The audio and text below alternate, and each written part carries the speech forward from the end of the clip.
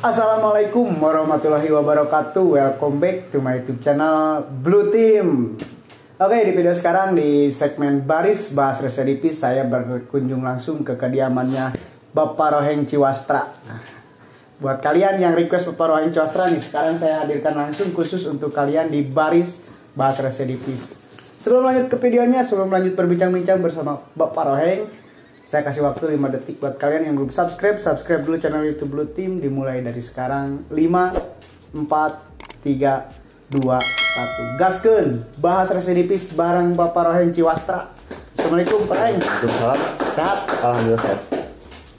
Nah, langsung mulainya di awal mungkin Bapak Roheng ini kan pernah terjerumus tercubit masalah hukum lah. Iya. Sampai masuk ke salah satu rutan atau lapas. Iya. Berapa kali nih Pak Roheng? 3 kali. 3 kali masuk. Nah, yang pertama di tahun 2008 waktu itu.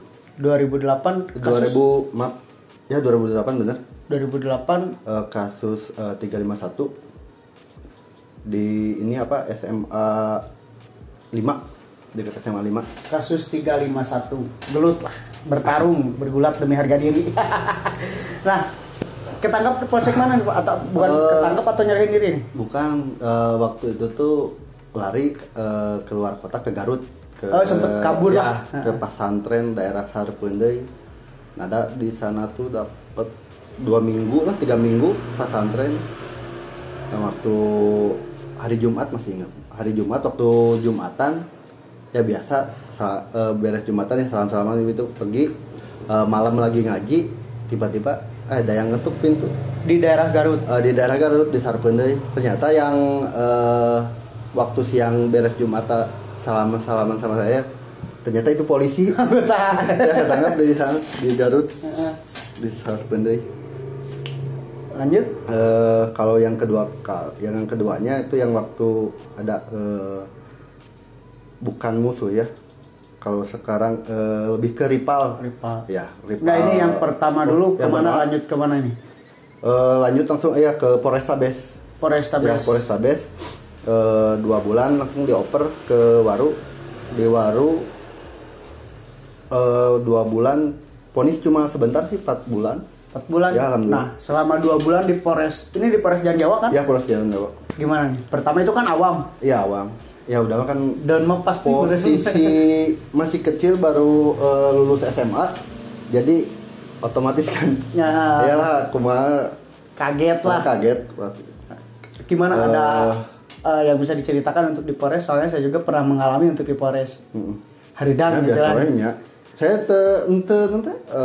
tidak memungkiri gitu kondisi anu kas itu, saya kena kondisi ya. Waktu di Polres kena kondisi, terus tuh waktu dioper alhamdulillah di Kebonwaru ada spok, jadi saya nggak masuk karantina ya, langsung ditarik ke B4 sama spok tuh. Dari sana tuh, alhamdulillah diponis 4 bulan, dipotong masa tahanan 2 bulan waktu di Polrestabes. Ya, jadi menjalani 2 bulan di 2 bulan. Kebonwaru. Nah, berarti di Kebonwaru gimana nih pas pertama masuk ke Kebonwaru di kasus yang pertama ini, Pak Roheng? Manusiawi, apalagi posisi saya sendiri, terus masih baru lulus SMA lah, 18 tahun 19 tahun kalau nggak salah itu, masuk sendiri ke Kebonwaru. Wah, tegang lah. Tegang lah, bohong lah. Pertama bilang ke Kebonwaru, masuk ke Kebonwaru tuh tegang, pasti tegang ya gitu. Alhamdulillahnya tuh saya karena kenal sama Spok ambil tarik saya langsung ke blok, nggak ke karantina dulu ya, jadi lah. Ya otomatis lah ada teman, jadi rada biasa gitu lah. Ya. Berarti cuman menjalankan 2 bulan kurang ya? Ya, 2 bulan kurang ya, untuk di Waru kasus pertama. Nah, pulang tahun? Pulang sama 2008. Idul Adha kalau nggak salah, pas Idul Adha banget. Nah, berarti untuk di kasus yang pertama mungkin ada yang bisa diceritakan lagi di Kebonwaru, apakah ada kejadian yang mungkin sampai sekarang diingat dari kasus pertama? Enggak sih, kalau kebetulan kan karena sebentar juga. Terus tuh waktu dulu kan posisinya sekat keong.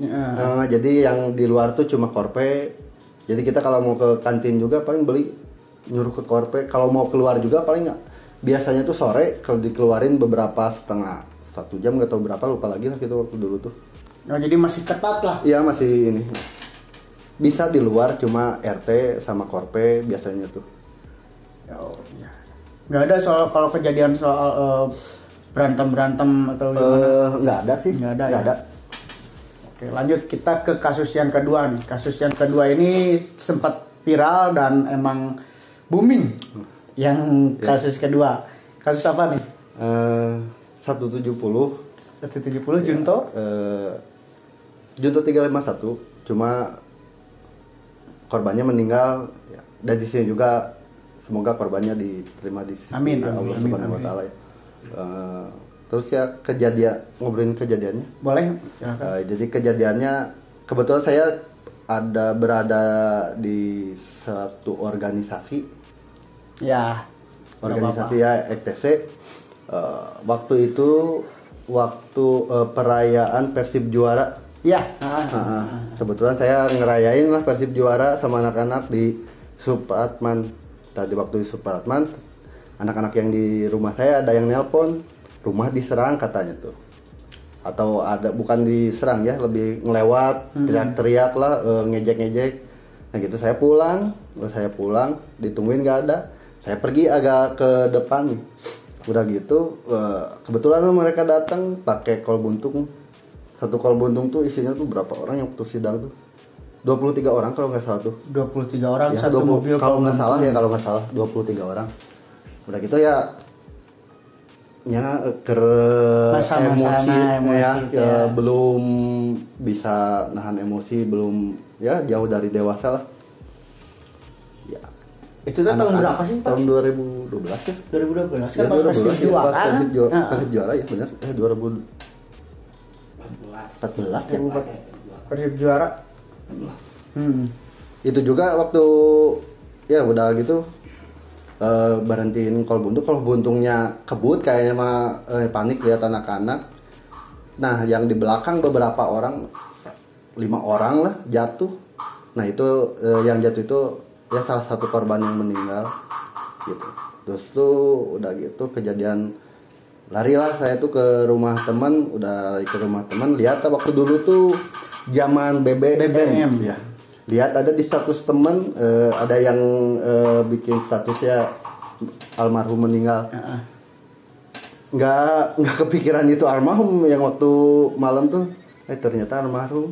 Udah gitu saya pergi ke Gunung Sunda yang batas Sumedang Subang. Ngumpet di sana lah. Emang karena teknologi dari kepolisian juga ya nggak nyampe 1 hari udah ketangkap. Padahal itu di gunung di makam. Ya, nggak nyampe 1. Saya ke sana sore, kena tuh jam 11, jam 12 gitu. Malam. Ya, malam. Ya, karena ya, teknologi kepolisian lah yang bagus. Nah, kena sama Polsek atau Polrestabes lagi. Jangan jawab. Ya. Berarti udah jejak kasarnya nge-stay down lah soalnya kan masih kalau yang pertama oke lah kita belum tahu untuk medannya di Polrestabes. Nah ini kan untuk yang kedua kali gimana? Ini waktu di Polrestabes tuh kan gini, waktu yang dimasukin ke sel tuh dua kloter ya beda-beda. Waktu itu ya bukan satu orang berarti saya tuh banyak kan waktu itu tuh kena banyak kan. Terus saya jadi di BAP-nya setengah-setengah. Ya jadi yang setengah masuk sel dulu, yang setengah lagi masih di BAP. Ya. Nah waktu saya yang terakhir, saya lagi dipotong rambut, biasa ditanya, ada yang nanya, nggak apa-apa disebutin namanya juga, soalnya saya ya sering komunikasi sama dia, udah biasa gitu ya. Mana budak geng cun? Budak yang budak naon mana budak EKTC? Jual nengel ke dada. Mukul ke bagian dada.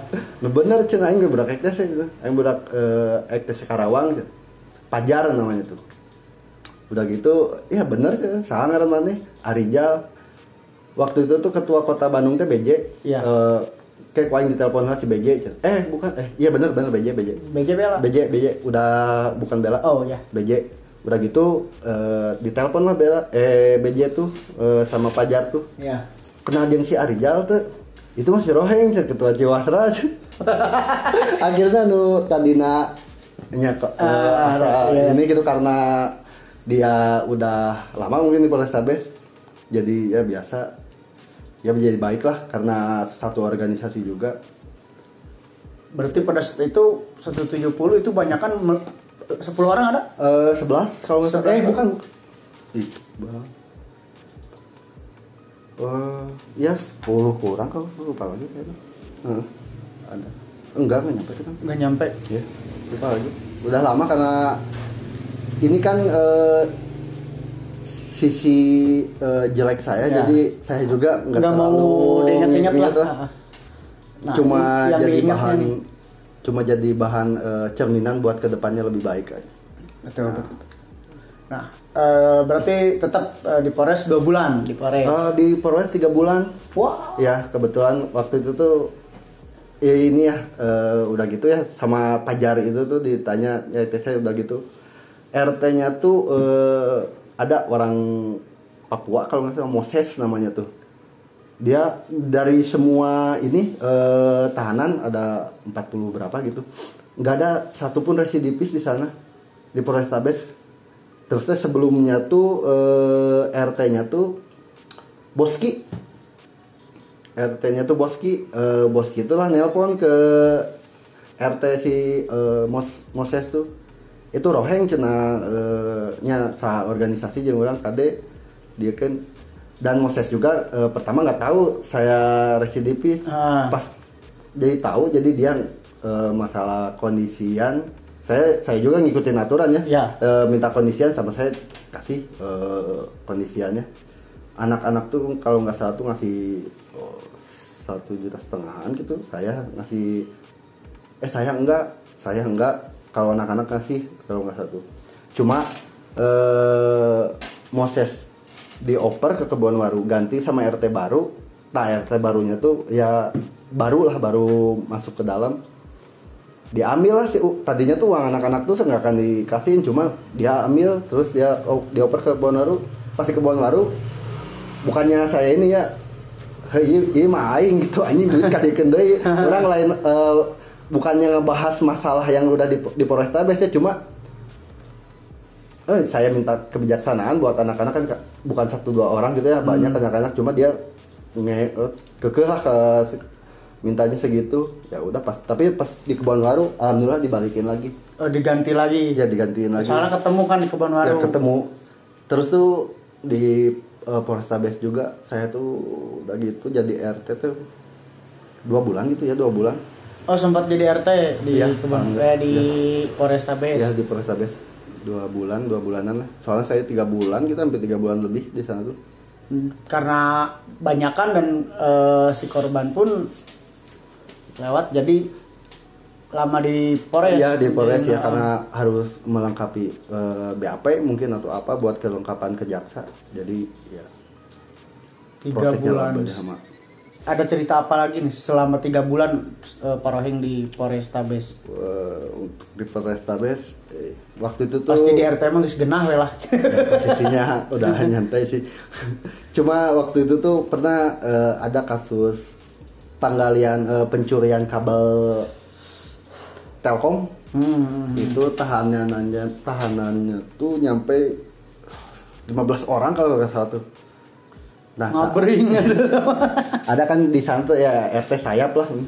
Sayapnya pengurus lah. Bilangnya ke saya, teh kumaha cenah daratan ya anyar 15 orang cenah. Bisa-bisa orang dikudeta cenah ieu.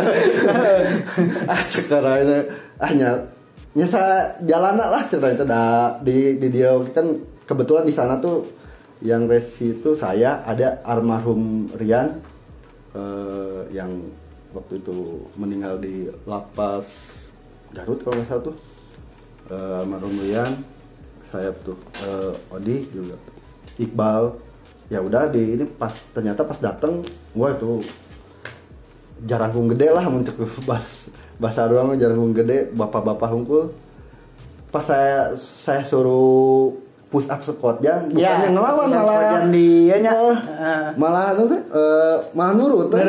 Wah eta mah lucu lah.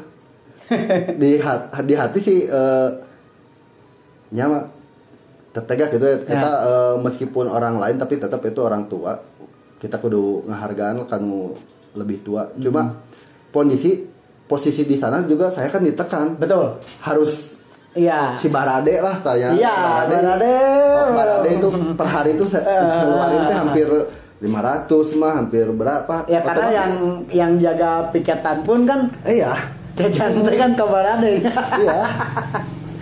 Sedangkan kita sebenarnya kalau ngikutin aturan dari pemerintah misal nggak ada yang kayak gitu kan ya. Cuma kan karena ini tuh aturan yang nggak ditulis tapi udah membudaya nih, nggak bisa dilengitkan lah. Jadinya kita juga ngikutin itulah. Otomatis tiba-tiba pas saya jadi RT juga malamnya ujungnya juga ayabon, terus pagi-paginya juga salaman. Jadi kan hanya ngikutin aturan. Iya, betul. Karena saya juga tahu untuk rules atau untuk medannya di Polres karena ngalamin. Ya Barade komik Barade. Nah, iya benar. Nah, berarti selama 2 bulan menjadi RT di Polres mutus mah sering berarti. Buat beberes kan kebetulan waktu dioper ke Kebonwaru karena kondisinya rame juga dari teman-teman almarhum ada di sana juga. Kebetulan almarhum tuh baru pulang dari rutan Kebonwaru juga, jadi posisinya ya panas lah. Jadi anak-anak tuh langsung bukan ke karantina tapi dimasukin ke sel. Nah si uang yang itu ya buat beres-beres itu, buat yang di sel yang kayak gitu. Dan ya saya juga nggak enak ya. Alhamdulillah. Nah ini perbedaan di luar sama di dalam. Nggak apa-apa ngobrolin organisasi ya. Perbedaan di luar sama di dalam kalau menurut saya ya ekstesnya lebih kuat lah kalau di dalam. Ikatan kesaudaraannya bagus lah. Waktu itu tuh saya datang langsung itu anak-anak pada bawa kasur, pada ngejagain, soalnya dari rival dari grup atau kelompok ya ormas almarhum. Wah pada ngedatangin saya gitu sama anak-anak. Jadi anak-anak EKTC juga alhamdulillah gitu membantu, pada menjaga. Ya soalnya itu saya emang saya tahu gitu kan, karena waktu di persidangan pun itu sempat ramai. Wah iya, waktu sidang pun hampir 18 kali kalau nggak salah. Sidang tuh tiap sidang tuh pasti ada gesekan soalnya dari kelompok almarhum datang. Alhamdulillah dari organisasi saya juga datang, terutama apa ya ini ngobrol Abon Ipan itu dari sidang kedua kalau nggak salah tuh sampai sidang terakhir selalu ada. Alhamdulillah mata iya mah kejasana lah.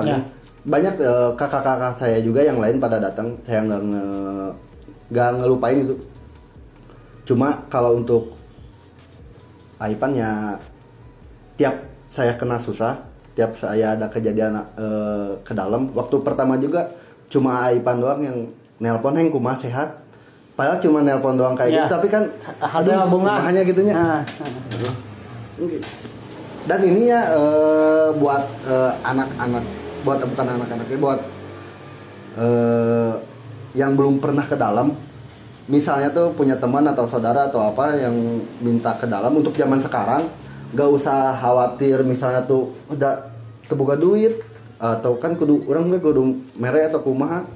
Sebenarnya kalau anak-anak dalam udah nyuruh ngebesuk atau kumaha, otomatis untuk zaman sekarang mah gak usah mengasih juga. Gak apa-apa dah. Soalnya mereka mah dengan yang di luar datang juga udah inilah. Dan kadang-kadang malahan untuk yang kemarin yang ketiga kali yang waktu yang terakhir itu bukan yang di luar ngasih ke dalam, tapi yang di dalam ngasih keluar. Soalnya kan di dalam juga ya banyak pekerjaan lah, jadi bisa nyari uang. Jadi gak usah khawatir kalau ada yang mau besuk atau apa. Misalnya kalau teman atau saudara yang ada di dalam, besuk aja besuk, nggak usah mikirin bawa biaya apa atau apa ya. Soalnya yang di dalamnya dibesuk juga udah wah bunga lah ya, memberi semangat juga ya, kan itu. Nah lanjut ke topik Parohing ini, pas begitu sidang kan 18 kali nih, lumayan ribet oke nya, ya, jadi maksudnya panjang lah, lama pisan gitu 18 kali. Ini teh tahu korban lewat tuh apakah udah kena atau emang sebelum? Jadi korban maaf ini kalau bisa diceritakan apakah meninggal di rumah sakit atau di tempat atau di mana gitu? Kalau menurut BAP-an korban nggak meninggal di tempat ya, tapi waktu itu kejadian udah gitu kita pergi, tasi korban itu dibawa sama teman-temannya ke rumah sakit. Kalau nggak salah tuh di rumah sakit. Di rumah sakit. Nah, di vonis alhamdulillah 3 tahun. 3 tahun divonis itu udah putusan 3 tahun. Nah, selama 3 tahun di Kebonwaru aja. Di Kebonwaru tuh kalau nggak salah tuh 8 bulan 10 bulanan lah ya. Untuk di Kebonwaru. Ya, dioper ke Majalengka. Ya. Berarti abis nama di Majalengka. Di Majalengka ya. Nah, di Majalengka gimana nih? Ada yang bisa diceritakan? Soalnya kan belum ada nih narasumber yang menceritakan untuk di Majalengka. Ya pertama waktu dioper ke Majalengka. Barengan itu sama paketan atau? Oh enggak, paketan ada yang ke Garut. Oh misal. Saya sendiri waktu itu ke Majalengka sama yang lain ada. Ya rombongan dari yang lain ya. Udah datang ke sana. Yang lain juga kebetulan belum pernah ada yang dioper ke Majalengka. Barengan. Kalau dioper ke lapas-lapas lain ya mungkin ada. Cuma kalau untuk ke Majalengka nggak ada. Nah waktu dioper ya manusiawi kata saya juga, saya nggak menutupi, nggak asa aing gitu, anjing tersian, bohong lah, yang namanya manusia punya batas berani atau enggaknya ya, manusia lah. Deg-degan rewas pas masuk ke lapas tapi pas masuk ke lapas kayak sekolahan TK, kayak sekolahan SD. Jadi gedung-gedungnya tuh gimana? Letter U, bukan letter ya U. Kayak biasa. Kalau kata saya mau pas masuk, kita kalau di lapas tuh namanya penaling. Ya, kita karantina. Dimasukin dulu ke penaling. Dan di Majalengka tuh rata-rata kayak waktu itu tuh yang pegang kunci atau RT-nya tuh kasusnya tuh kasus cewek. Ini. Cukup ya. Aduh, pantesannya bararager saya pas operan Bandung masuk ke Majalengka tuh ya dikasih makan, dikasih inilah kan biasanya tuh ya dijujurikan lah kumaha. Ini mah enggak, Van. Kayak yang welcome ya bariasa gitu. Jadi guys siganu ya mencekak sana kita satu nasib satu penanggungan iya. Benar-benar dipakai untuk di Majalengka mah. Iya.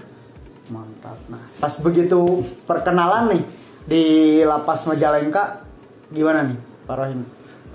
Kebetulan tuh pas sebelum operan Bandung ke Majalengka ada dulu operan Cianjur ke Majalengka. Nah di Cianjur itu ada operan dari Kebonwaru Iyai. Jadi saya ketemu lagi sama Iyai di sana tuh ya. Organisasi sama saya. Ya itu. Ya jadi ya bareng-bareng sama Iyai. Terus tuh kalau untuk di sana ya saya alhamdulillahnya tuh ya sebenarnya tuh lapas atau rutan tuh bukan tahanan kata saya, tapi lebih ke binaan ya, mengolah diri kita sendiri buat jadi dewasa juga sih sebenarnya. Jadi nggak yang orang lain misalnya tuh dari karakter orang lain di luar tapi bisa berubah loh di dalam ya, soalnya karena posisi kebutuhan juga kan di dalam posisi terjepit juga lah. Jadi kelihatan gitu pure yang benar-benar karakter orang tuh di dalam tuh, dan ngolah jadi kita jadi dewasa rata-rata. Kalau kata saya orang yang pernah masuk ke dalam ya pola pikirnya jadi dewasa juga lah, karena mungkin pergaulannya juga di dalam berbeda-beda gitu ya, ada karena terbatasi juga ya, kan terbatasi dan ya beda-beda lah, kasus ini kita sharing ngobrol, jadi ada kita ngambil sisi negatifnya, jadi bisa kita ambil sisi positifnya, bagus lah. Kalau bukan bagus sih, ada jelek ya yang masuk ke dalam, cuma nggak semua orang yang masuk ke dalam tuh pas pulang jadi tambah kacau gitu, tambah parah. Tambah kacau lagi, tetaplah pasti pola pikirnya jadi berubah kalau kata saya. Betul. Nah, langsung ke, kan ini pas di Majalengka berarti menghabiskan waktu di Majalengka kan masa hukuman. Iya. Pasti ada yang namanya antar suku. Karena kan iya KS itu. KS yang gitu. Nah, ini tapi ya itu di Majalengka karena kapasitasnya juga cuma sedikit, cuma ada 1 2 3 4 5 6 kamar, buat karantina 2 kalau nggak satu sel. Saya diem di satu sel, tapi bukan sel dijadiin kamar biasa. Waktu itu tuh saya tuh berlima, Ruby yang di operan Kebonwaru, terus Roni Baron di operan Sumedang. Jadi ya punya temen juga dari luar kota. Nah gitu. Nggak ada, kalau dari sana nggak ada perselisihan atau apa-apa sih. Soalnya emang kondisi lapasnya kalau ya sedikit lah, anak orang-orangnya juga nggak terlalu banyak. Dan alhamdulillahnya pada berbaur gitu ya. Iya, pada berbaur, karena dan biasanya kalau meskipun sedikit, kalau dari pribuminya ya iyalah. Nah, ya biasanya jadi osok ya gitu ayawnya kerusuhan, tapi karena pribuminya welcome, jadi ya kita juga operan Bandung atau operan mana-mana juga kalau pribuminya welcome ya udah. Nggak ada itu ini. Nggak ada ribet atau gimana lah, jadi nggak ada keributan ataupun kerusuhan ataupun kepahitan mungkin ada. Kalau kerusuhan pernah, yang waktu pernah masuk TV tuh KVLP, Lapas Majalengka. Iya, Majalengka. Jadi ke anak-anak tuh terlalu gimana ya, ke narapidana tuh terlalu nekan lah ya. Jadi sedangkan kan narapidana mungkin udah di dalam, masa di dalam lagi kan ya, jadi kasarnya di jero bui, orang teh dibui tapi dibui deui. Ya, otomatis kan cuma anak-anak tuh pengennya kalau jam 8 buka pintu keluar, terus jam 12 ya kunci sampai apel, buka lagi sampai sore. Sebenarnya simpel sih narapidananya, cuma karena posisinya KPLP-nya terlalu menekan anak-anak, jadi ya gitu terjadi kerusuhan ya. Jadi diserang sama anak-anak, itu para narapidana ya diserang sama anak-anak dan dikomandoi orang-orang Bandung. Oh, dikomandoan ke orang-orang Bandung, Tatar Sunda biasa. Nah, berarti pulang tahun saya tuh 3 tahun ngejalanin, kebetulan waktu itu tuh ada desa warsa, jadi dipotong 3 bulan. Saya tuh dipotong 3 bulan, ditambah resinya untung nggak naik ya? Nggak, ditambah potongan PB, ngejalanin 1 tahun 8 bulan di Majalengka. Di sini sama di Majalengka. Di Kebonwaru sama di Majalengka selama 3 tahun, diponis 3 tahun tuh. Diponis 3 tahun, cuman menjalankan 1 tahun 8 bulan. Iya. Itu barengan pas pulang sama paketan atau barengan? Ada yang enggak, ada yang barengan. Tapi ketuk palu itu semua sama atau beda-beda? Beda, adik saya beda. Sama adik? Sama adik, sama keponakan, sama bukan keponakan, sama anaknya Alok, kakak adik mama. Ya, jadi ayah ti adik jengnya saudara lah mungkin. Ya, saudara 1 2 3. Saudara 3 orang.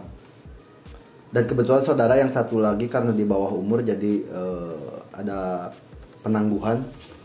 Biasanya kalau di bawah umur kan suka miskin. Enggak, ini karena kebetulan bukan ke korban yang meninggal, jadi dikasih keringanan, bisa ya 86 ya, bisa bebas. Bisa bebas.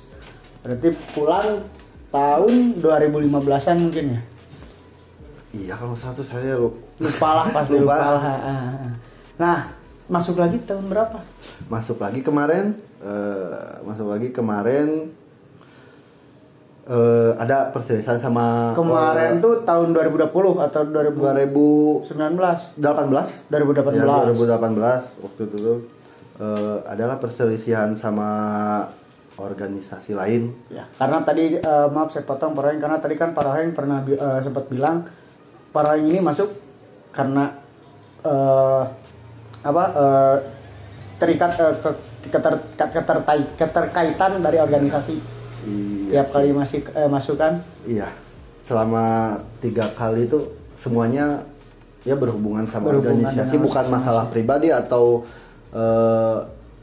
apalah nyuri atau kayak gimana gitu ya, bukan tentang organisasi. Jadi waktu itu tuh, nah itu kalau menurut saya dibandingin yang 3 tahun atau yang pertama lebih nyeri yang terakhir ya soalnya posisi waktu itu tuh istri saya hamil 9 bulan, jadi saya posisi kan nggak lihat proses kelahiran anak-anak, terus gak ya beda lah lebih ya mendingan dihukum 3 tahun tapi ningali anak lahir gitu daripada dihukum sebentar tapi ya nggak lihat anak gitu. 2018 kasus 170 juga 170. Ya, sama adalah salah satu ormas di kota Bandung ya, kita nangtang ka EKTC sok belah EKTC ya kawani maka dia nya refleks beneran enggak sedang kumanya dagingnya geus cinta teh kan kayak kalau jeung saya sendiri tadi aku ku EKTC saya mah da kumanya geus ngelakat geus susah gitu di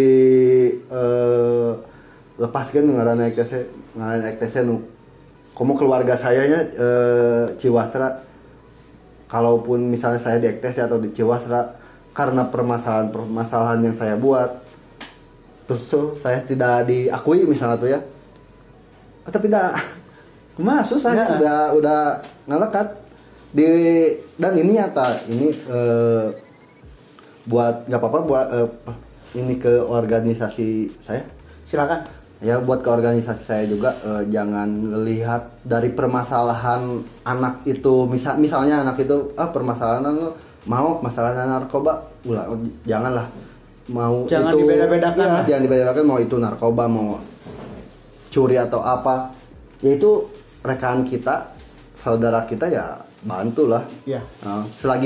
Lagian kan itu tidak mengatasnamakan organisasi, jadi kan pribadi masing-masing kan iya.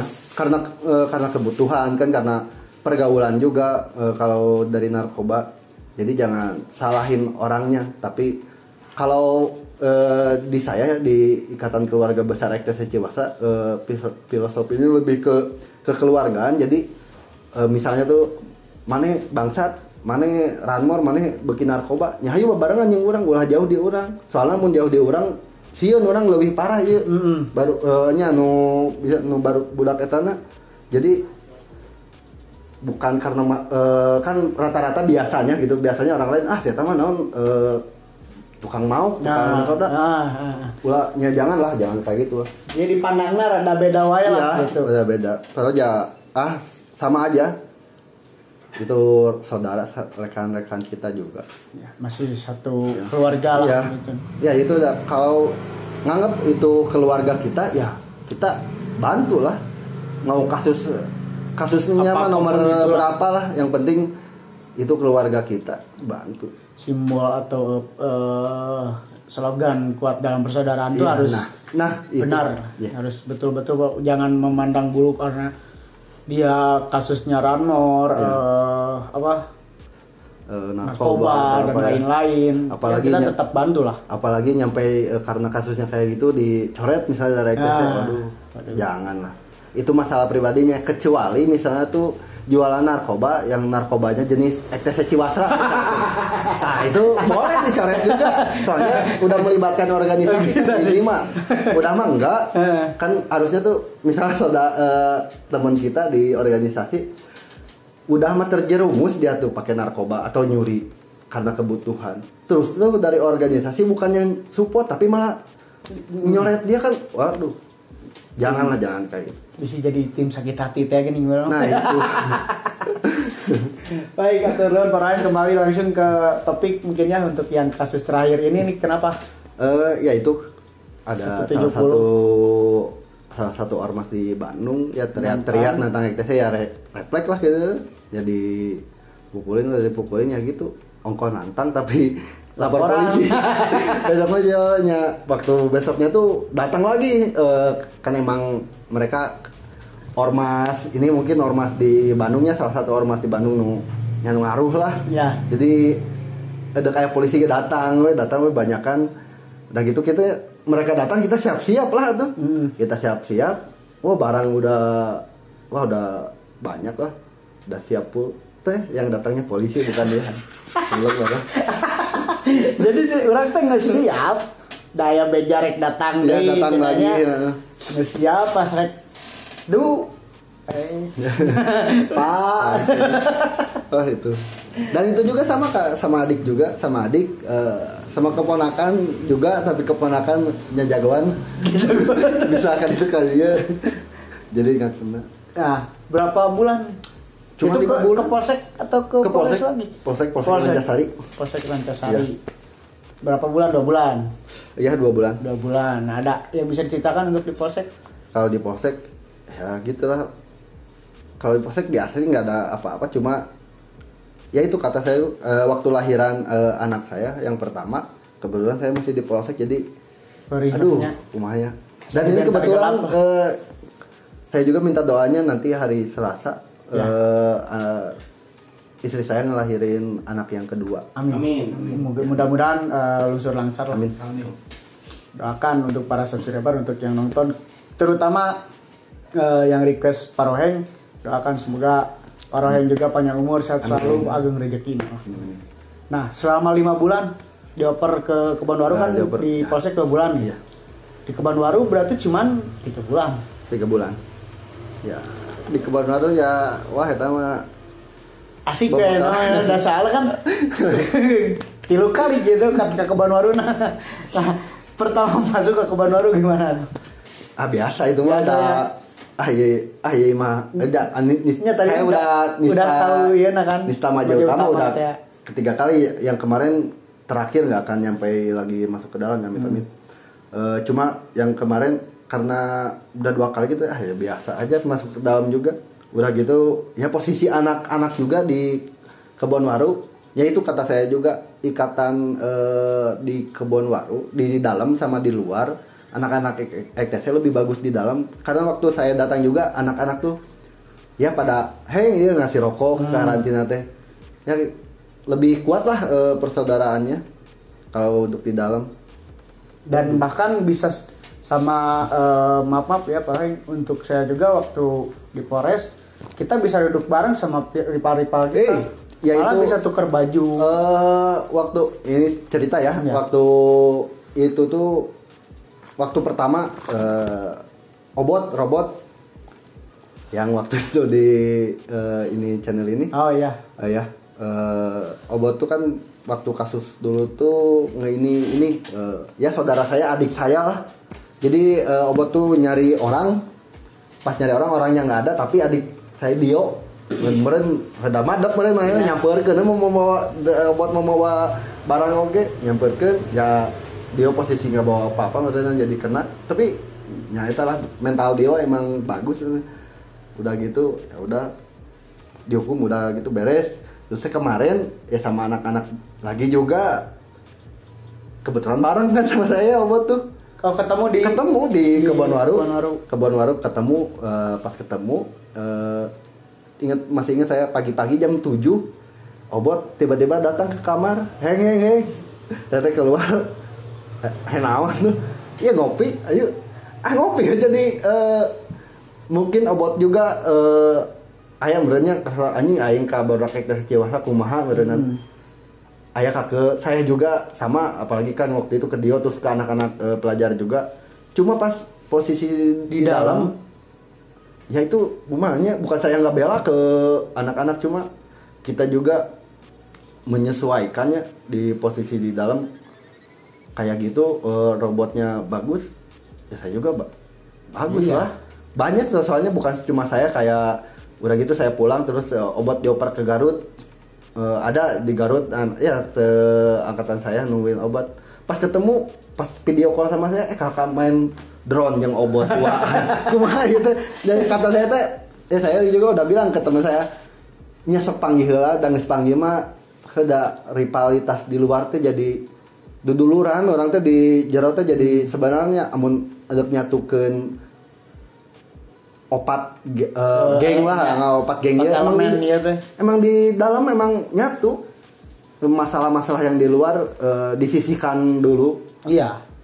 Cuma mungkin yang waktu saya yang kedua kali mah agak panas mungkin, jadi soalnya kan ya meninggal gitu, jadi ada panas langsung masuk sel. Karena pada waktu Paroheng yang kedua itu emang organisasi tetangga masih ya lagi banyak-banyaknya organisasi Paroheng di sini, Istiqlal Ciwastra masih mengapi-api. Jadi benturan masih selalu, karena untuk di tahun 2014 masih kene arogan lah halurana gitu. Ya. Dan itu nyerta yang kedua lagi ya. Kalau yang waktu yang kedua bener itu sama nggak tahu rival, nggak tahu siapa gitu, cuma nyampaikan waktu itu tuh saya tuh pegang kunci blok D, sama ngertiin juga di blok D. Udah gitu berapa kali, 2 kali tiba-tiba cuma kamar saya, padahal kan biasanya kamar kunci mah kuncina sorangan ngilu ngaraja, ini mah kamar kunci cuma kamar kunci aja dirajia. Jadi ada yang laporan itu lagi pada pakai atau kumaha gitu. Jadi bener-bener emang sih kalau di rutannya ribut atau kumaha, wah ampun lah di sana pun gusti lah. Ya. Cuma main cantik meren, orang tuh bisa ributnya lapor atau kumaha, meren jangan kesalahan roheng sama anak-anak. 2 kali tuh digerebek, langsung tes urin semuanya, tapi emang posisi kita nggak pakai, emang ini jadi nggak inilah ya, jadi nggak marahin otak lah hayang nutungkeun teh. Iya. Teu wani hareupeun nya tukangeun teh diakalan gitu kan. Kembali ke cerita yang ketiga Paroheng. Ya kalau untuk di kebun warunya ini gimana? Kalau untuk yang ketiga buat rivalitas barang lah, kayak kalau buat barang ke ada Okinawa waktu itu bareng pada biasa gitu lah, pada welcome. Soalnya mungkin karena kasusnya juga bukan kasus sama mereka juga, bukan organisasi mereka, jadi mereka juga ya enak. Terus tuh ya yang ketiga kalinya mah ya wah iya pulang tuh motor aya 2 ceki banyak. Alhamdulillah gitu. Bukan alhamdulillah ya, mungkin karena di dalam juga jangan berpikiran aneh tentang kenapa nih orang-orang yang di dalam bisa dapat uang atau caranya gimana. Di sana tuh sama pihak petugas yang di sana difasilitasi para napi, ada kerjaan apa banyak sih. Jadi cara mendapatkan uangnya ya banyak difasilitasi sama para petugas yang di Kebon Waru. Mantap. Berarti begitu pulang, alhamdulillah berat tanah merenya. Wah, mau deui lah. Nista Maja Utama. Cekap. Berarti pulang itu masih tahun 2018. Dia 2018 kan. Masih tahun 2018. Dan alhamdulillah sampai sekarang. Alhamdulillah. Janganlah. Enggak akan. Jangan sampai lagi lah. Dan ini juga kita di sini ngobrolin sisi jelek saya mungkin, jadi ya dari sisi jelek saya juga saya dapat positifnya, jadi ya ke adik-adik saya atau ke seorganisasi saya ya lebih hati-hati, lebih mengutamakan inilah, jangan pakai emosi lah kalau tiap ada permasalahan tuh, lebih ke kepala dingin. Ya, bermediasi lah. Ya. Lebih ke bermediasi. Mantap. Terima kasih Paroheng untuk ceritanya. Mungkin buat kalian juga bisa diambil sisi baiknya, buang sisi buruknya dari cerita-cerita pengalaman Paroheng ini.